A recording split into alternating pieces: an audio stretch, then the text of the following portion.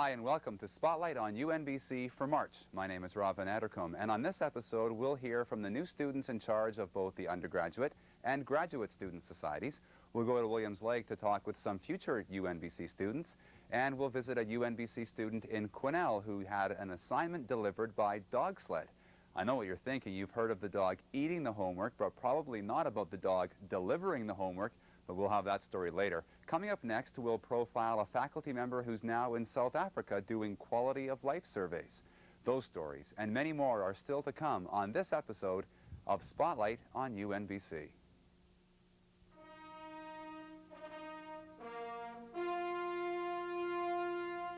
Men and women from throughout this region believed in the idea of a university of the North. They worked hard and they succeeded. I can easily predict that these will be seen as the golden years of this university. You and I have been involved in a process that was a once-in-a-lifetime thing.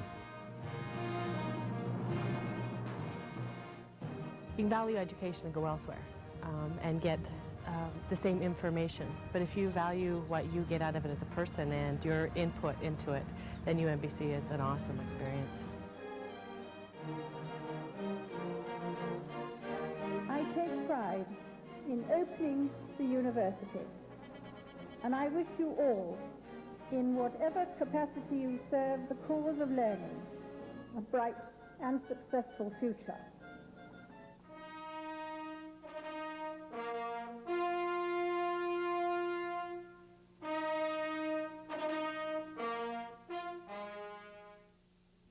If there's one thing we all want, it's a good quality of life. But how do you measure something like that, something that seems so intangible? UNBC Political Science professor Alex Michalos is a world authority on quality of life, and he's in South Africa right now conducting workshops on how to measure quality of life. For a new government trying to make significant changes, it's a good report card on how they're doing.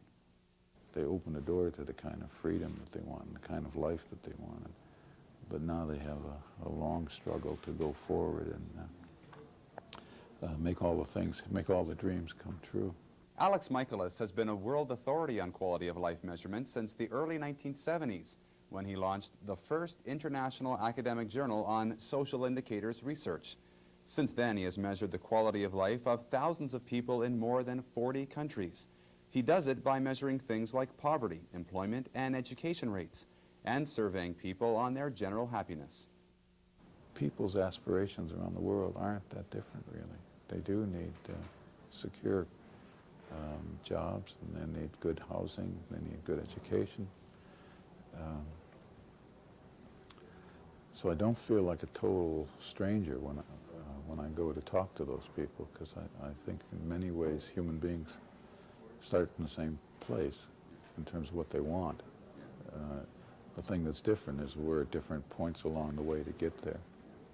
For the majority of people, I think the basic quality of life needs are housing, education, employment, and that has to be addressed.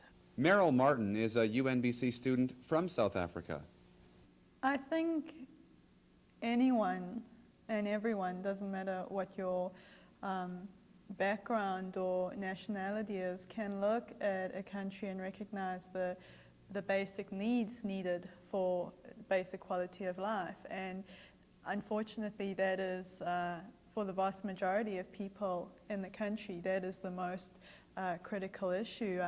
We need houses, we need employment, we need basic health care, because these are things that people have been denied for so long. So I think someone coming from Canada, where you do have a very protected life almost, in that those things are available to almost everyone.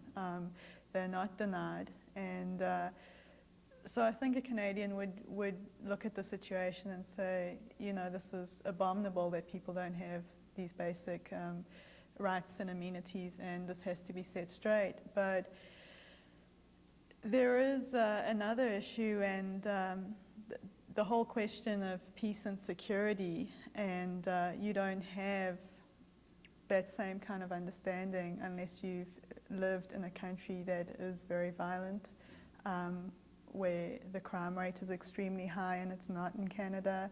So perhaps there wouldn't be that same understanding that people just want to live in peace. They just want to put the past behind them, and there is still continued violence. The crime rate is significantly higher than it ever was before, and this is one of the major problems I say the new government is facing. In broad strokes, they know what problems they have.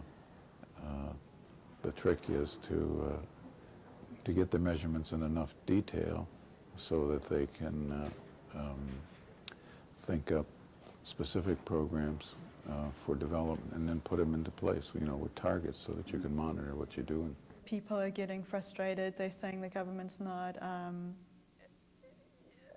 fulfilling the election promises. They're not delivering the goods. And a lot of people went to the polls and saw that as their ticket to a house, the right to education, the right to a job. And, you know, I think people did realize that the change is not going to come overnight. As one, you know, old African gentleman said to me, I've waited so long, I can wait a little bit more.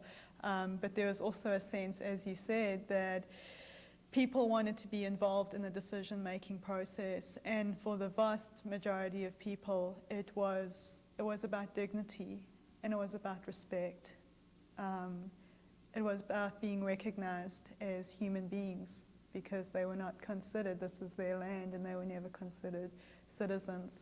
They never had rights. And so that was, and it was a healing thing, and I think that's why you had such a high turnout at the polls. So yeah, I think a study such as Alex would very much indicate how much the government has done since 1994 and how much further they still need to go. Now, as universities across the country grapple with issues like reduced government funding and rising expectations, students are having to deal with issues like increased tuition fees. For a brand new university like UNBC, there are many issues confronting both undergraduate and graduate students, and both groups recently elected students to make sure those issues are addressed. I guess the Student Society itself, we're trying to address a number of issues. The first one is sort of an internal issue, dealing with getting the word out about the Student Society itself to the students. We've looked at a number of ways of doing that.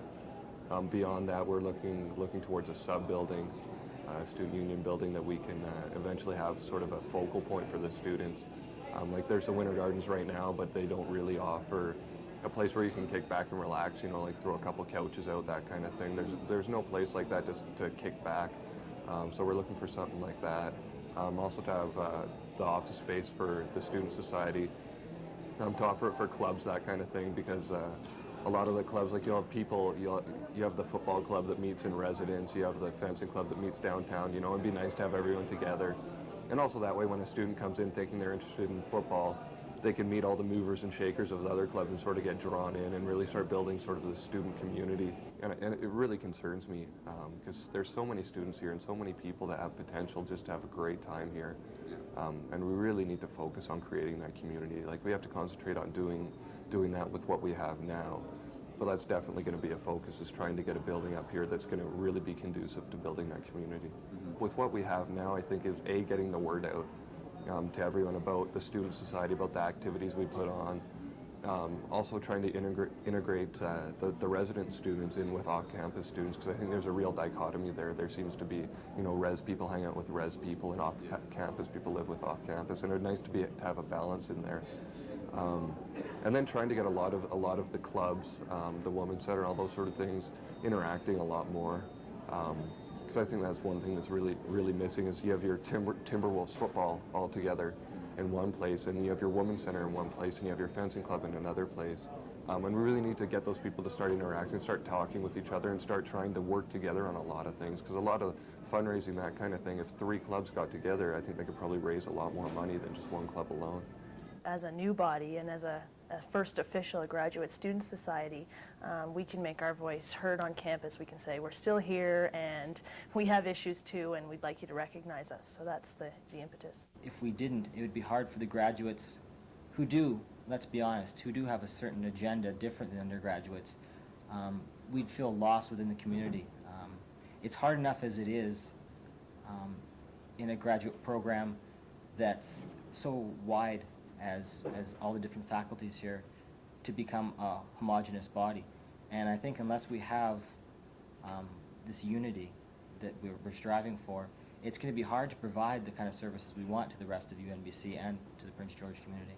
Building unity within a community is a goal of both graduate and undergraduate students, but they're also unified in their opposition to increases in tuition fees. A protest was held last month against planned cuts in federal transfer payments. This is a great university. How many people like this university? Right?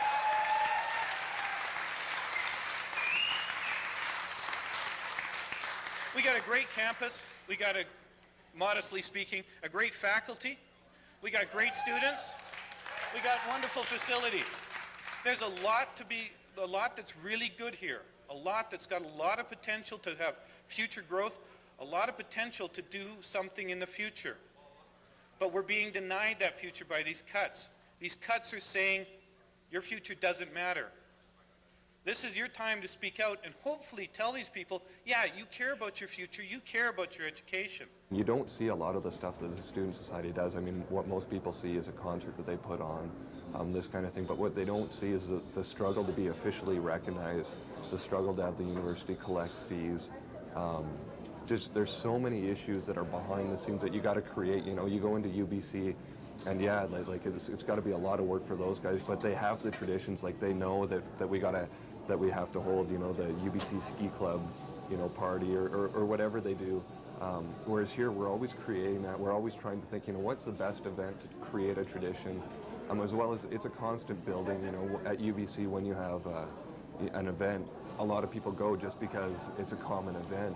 Whereas here we have to build that, and so as well as promoting stuff, there's a lot more behind the scenes stuff that a lot of people don't know, and I think the past board really worked super hard on that and did a great job.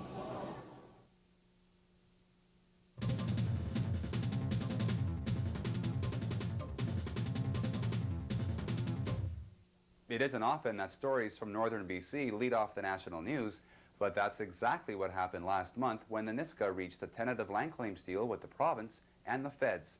UNBC's First Nation Studies program has a unique presence in the Nass Valley with courses offered on Nisga'a language, culture, and issues.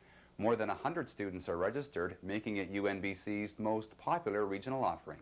I think the popularity is there because they were so highly organized. They have contributed so much to it themselves. They've recruited their own students.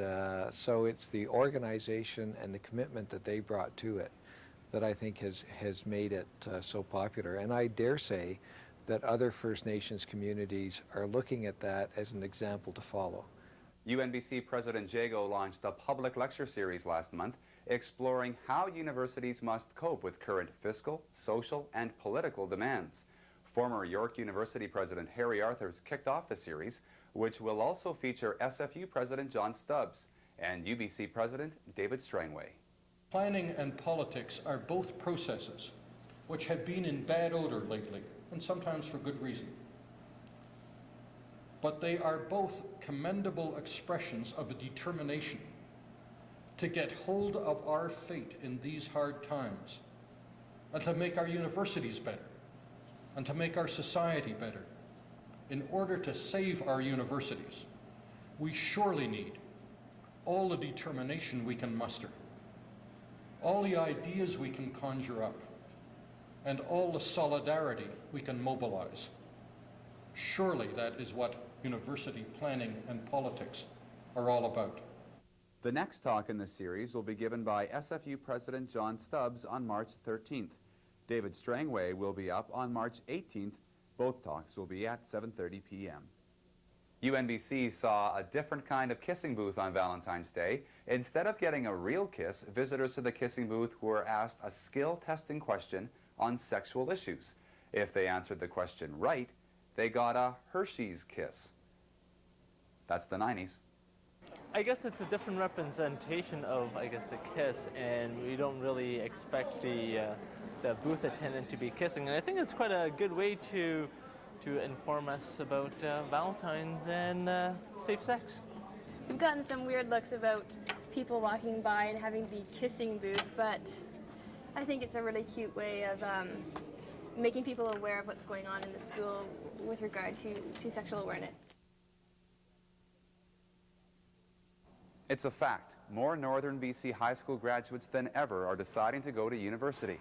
Part of the reason for the increase is the arrival of UNBC, but there are some other pretty simple explanations as to why more high school graduates are deciding to pursue university. Now the reality is starting to set in, and that you need to get better grades to go on to university and college and have a good career. Yeah, there's so much competition for good jobs, and everybody wants to be rich that you have to go and get a good education. You can't not go to university. You can't not go to college or something like that. There's no way you'll get away with. You won't ever make a living that's enough to do anything if you don't. Those students were taking part in a post-secondary information fair in Williams Lake. Part of satisfying the desire to attend university involves making students aware of what UNBC is all about. That's done both in person and on television. When the University of Northern British Columbia was founded, we had a very, very simple choice. We could either be the last university of the 20th century or the first university of the 21st century. We could copy what was already there, create a university that was like all the others, or we could recognize that the future is going to be radically different. And I am really proud to say that we have, in fact, created the first university in Canada of the 21st century.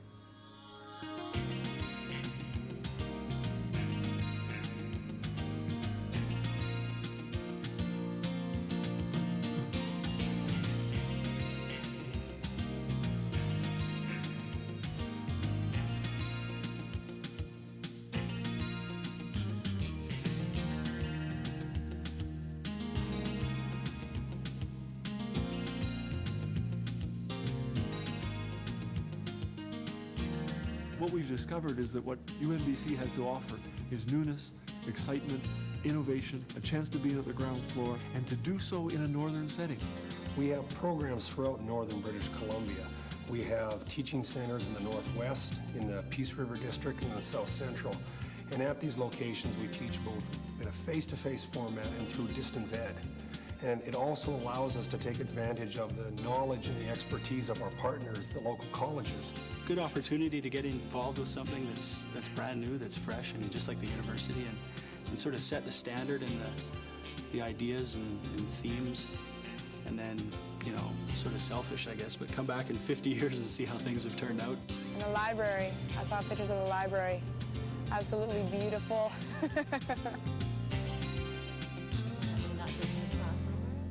Okay, and I'm going to hit enter, and it's going to churn away and come back and tell me that there's no such term found, okay? All over this campus, you can open the windows and breathe the air.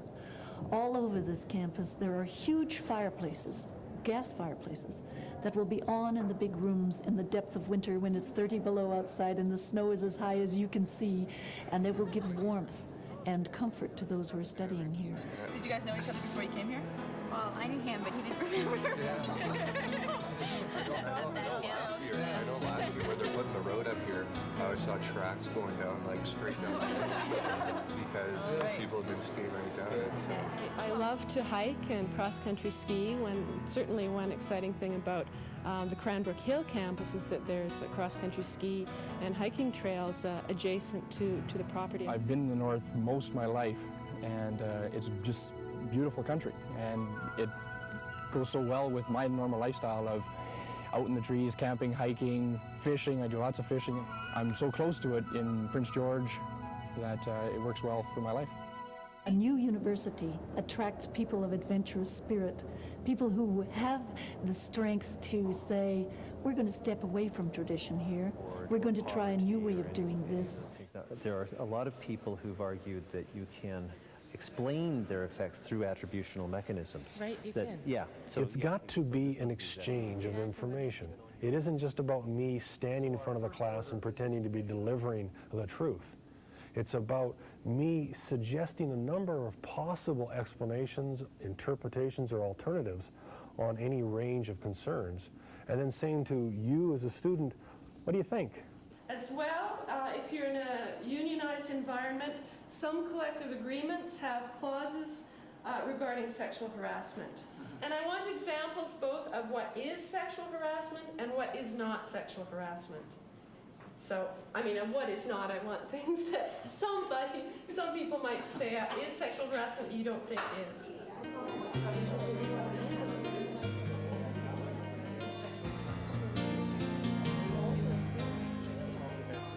Sometimes employers will compliment their employees in a way that's sexually wrong.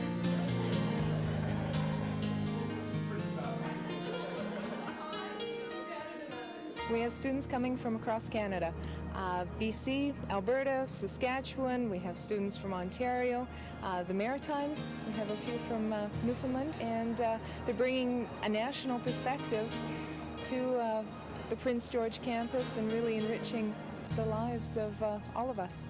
So one of the great things about residence for me is that I get to meet people from all over Canada. I get to see what their perspectives are on Canadian issues. The whole building, as far as I'm concerned, was designed very well for this sort of situation. Outside of school time, you get to talk to each other about world issues. You get to talk to each other about the stuff that you're learning about, but on a different perspective, because it's not the classroom setting. Well, what about the historical ties? I mean, do we just say throw it out the window? I mean, even if you're right, you can't. That the great study areas of women, the environment, international, Aboriginal studies are not hived off in some ghetto in the corner.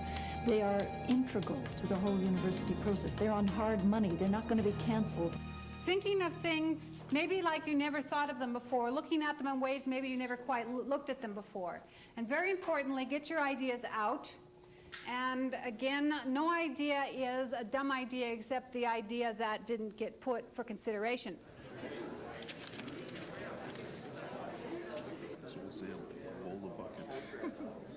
So, would you like to share with the class what you think is your most unique? Personal quotation device?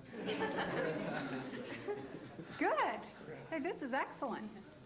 You hear so much stuff about logging and how good it is and how bad it is and what people are doing right and what people are doing wrong, and it doesn't seem like anyone really has a clue what they're talking about. And I'm not going to do anything by siding with somebody who doesn't know anything, so I figured if I want to be able to at least have an opinion, I'd like to learn something. And learn to liaison with people. Maybe the ministries are bands, native bands, and consult with these people and sit down at a table and resolve these things. The co-op program is really important to me, particularly at the school, because this university specifically wants to have it in all of their programs. Because we're a circumpolar North university, we have ties to other circumpolar North universities, so that includes universities in Japan and Sweden and Denmark, where else? Russia, obviously. Yeah. And it's neat because there's a lot of opportunities for exchange. Have to go onto the blue lines. You know, the opportunities to communicate through modern technology will be vast. So.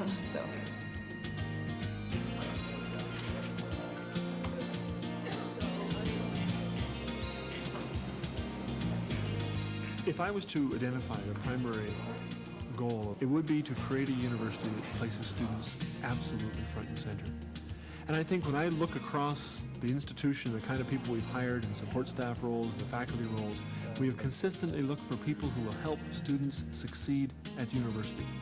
It is no great accomplishment to get large numbers of students into a university building. It is an enormous achievement to get hundreds and hundreds of graduates walking across at convocation receiving their degrees.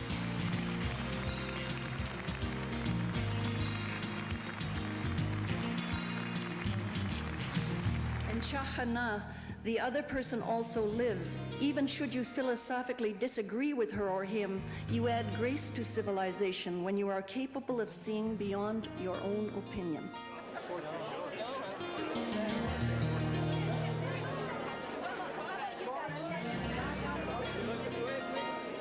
It's very positive. UNBC has been a wonderful experience for me as a student, and I've been to the institutions, enjoyed them, had a lot of experiences. But UNBC is unique and pretty special for me.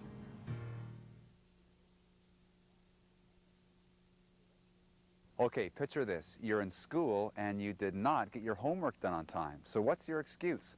You don't want to tell the truth, so you say, my dog ate my homework. Well, a lot of people have used that excuse, but not many people have actually had a dog deliver their homework. That's exactly what a UNBC student in Quesnel did. She did an assignment on the health and fitness level of dog mushers and then had a dog team actually deliver the assignment. I thought this would be a lot of fun to send it by dog team, especially because of the assignment was about the dog mushers, and I thought it was appropriate because we always hear these excuses about what happens to your assignment, why you don't get it in on time. It just so happened that this assignment was going to be delivered early.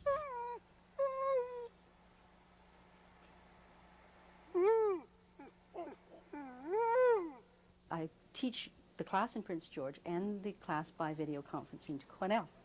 And Holly was the first one that said, I remember her coming over the television saying, I'd like to do something about dog sled races, with the dog sled race.